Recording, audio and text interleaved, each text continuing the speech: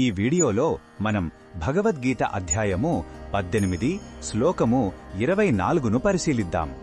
కర్మల స్వభావాన్ని 3 గుణాల ఆధారంగా వివరిస్తున్న శ్రీకృష్ణుడు సాత్విక కర్మను వివరించిన తరువాత ఇప్పుడు రాజస కర్మ యొక్క లక్షణాలను స్పష్టం చేస్తున్నాడు. మొదటగా ఈ పవిత్ర శ్లోకాన్ని భక్తితో విందాం. యత్తు కామేప్సునా కర్మ సాహంకారేణ వా పునః క్రియతే బహుళాయాసం తద్రాజసముదాహృతం.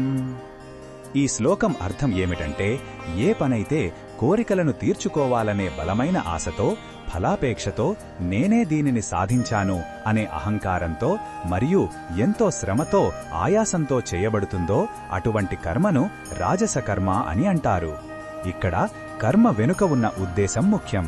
కేవలం వ్యక్తిగత లాభం, పేరు లేదా కీర్తి ప్రతిష్టల కోసం తీవ్రంగా కష్టపడటం రాజస గుణాన్ని సూచిస్తుంది.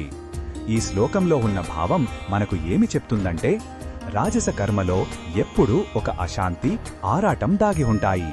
కోరికలు నెరవేరతాయో లేదో అనే ఆందోళన, ఫలితం దక్కినప్పుడు గర్వం, దక్కకపోతే విపరీతమైన దుఃఖం కలుగుతాయి.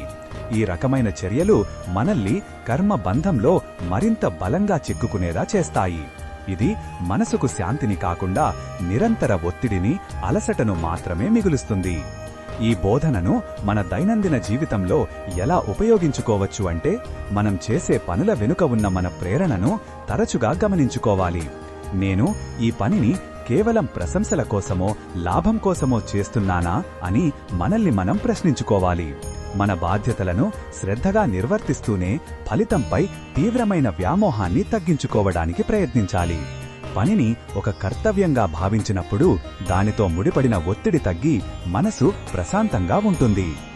మరిన్ని భగవద్గీత శ్లోకాల అర్థాన్ని తెలుసుకోవాలంటే మా తదుపరి వీడియోలను తప్పకుండా చూడండి.